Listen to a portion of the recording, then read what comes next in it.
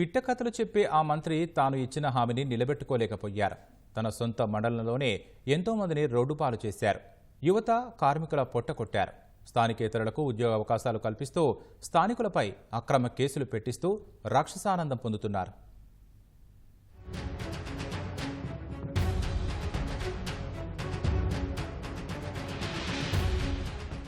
నంద్యాల జిల్లా డోన్ నియోజకవర్గానికి ప్రాతినిధ్యం వహిస్తున్న ఆర్థిక మంత్రి బుగ్గన రాజేంద్రనాథ్ రెడ్డి సొంత మండలం పేతంచెర్ల పట్టణానికి కూతవేటు దూరంలో సిమెంట్ నగర్లో పాణ్యం సిమెంట్ పరిశ్రమ ఉంది. ఇందులో ప్రత్యక్షంగా, పరోక్షంగా 1000 మంది వరకు పనిచేస్తూ ఉపాధి పొందేవారు. వీరిలో 90% పైగా స్థానికులు ఉండేవారు.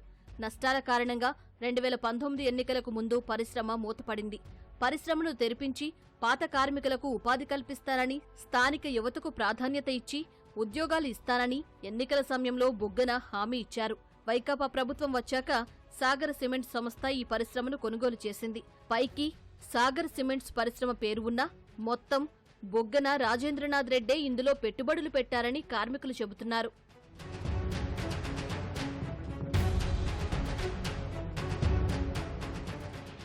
కొత్త యాజమాన్యం 2022లో ఈ పరిశ్రమను పునఃప్రారంభించింది. గతంలో పరిశ్రమలో పనిచేసిన స్థానిక కార్మికులను తిరిగి చేర్చుకోలేదు. స్థానిక యువతకు ఏమాత్రం అవకాశాలివ్వలేదు. సుమారు 85% మందిని బీహార్, జార్ఖండ్, ఒడిశా, మధ్యప్రదేశ్ తదితర రాష్ట్రాలకు చెందిన కార్మికులను పనిలో చేర్చుకున్నారు. మిగిలిన 15% మందిని తమకు కావలసిన ఇతర జిల్లాల వారిని చేర్చుకున్నారు. దీంతో గతంలో పరిశ్రమను నమ్ముకున్న సుమారు 630 కుటుంబాలు రోడ్డున పడ్డాయి. ఉపాధి లేకపోవడంతో సుమారు 200 కుటుంబాలు సిమెంట్ నగర్ను వదిలేసి ఇతర ప్రాంతాలకు వలస వెళ్లాయి. మరికొందరిని బెదిరించి సిమెంట్ నగర్లోని క్వార్టర్స్ ను ఖాళీ చేయించారు. ఉన్నవారు సైతం వైకాపా కండువా వేసుకుని ప్రచారం చేయాలని ఒత్తిడి చేస్తున్నారు. రాజేంద్రనాథ్ రెడ్డి గారు చెప్పిన వాగ్దానం ఏంది? లోకల్కి ప్రిపేరెన్స్ చేయకుండా నాన్ లోకల్కి నేను నా బాలకి డిసీజ్ వచ్చిందయా, నాకు ఉద్యోగం కావాలి అంటే వైసీపీ కండువా వేసుకోవాలి అన్నారు. మాతో పాటు 6 నెలలు 7 నెలలు తిరగాలి మీరు వైసీపీలో. అది అంటే మేము తన ఇబ్బందులకు రోడ్డు పాలు పడి ఈ రోజు మాకు పనులు లేవు సరిగా. 650 కుటుంబాల్లో ఏ రకంగా సఫర్ అయినారు, ఎంతమంది ఈ రోజు చాలా కొంతమంది ఆత్మహత్య చేసుకునే కూడా ఉన్నారు సార్. దాంట్లో కొంతమంది సూసైడ్ చేసుకున్నారు. చలామణి కాక బయట డబ్బులు లేక.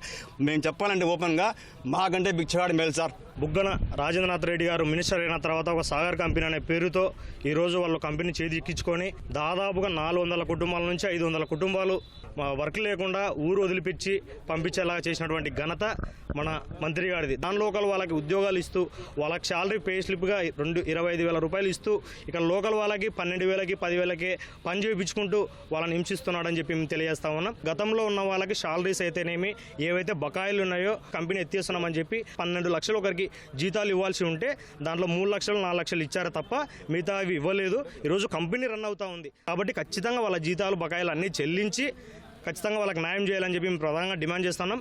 గతంలో ఇందులో పనిచేసే చిన్న చిన్న గుత్తేదారులను సైతం తొలగించారు. పాణ్యం సిమెంట్స్ లో గతంలో ఉన్న 33 మంది శాశ్వత ఉద్యోగుల్లో 20 మందిని బెదిరించి రాజీనామా చేయించి వారిని కాంట్రాక్టు కార్మికులుగా తీసుకున్నారు. మిగిలిన 13 మంది న్యాయస్థానాన్ని ఆశ్రయించారు.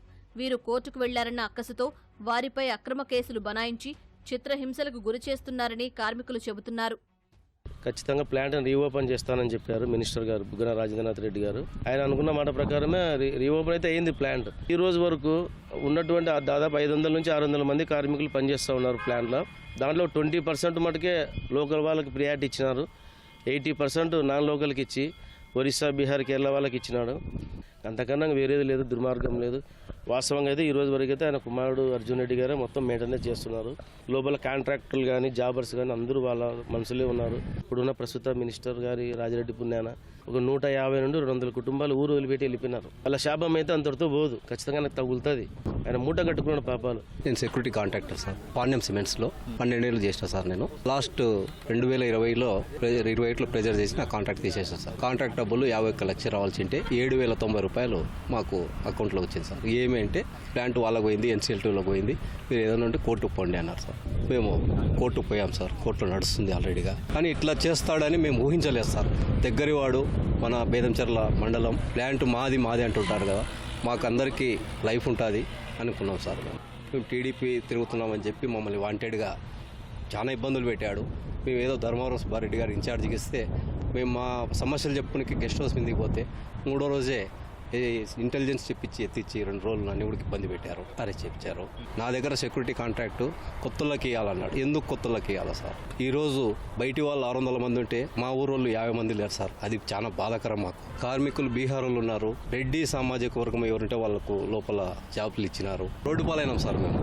మా కాంట్రాక్ట్ మాకు కావాలా, లోకల్గా అందరికీ ఉద్యోగాలు ఇవ్వాలా అని మేము డిమాండ్ సార్, అంతే.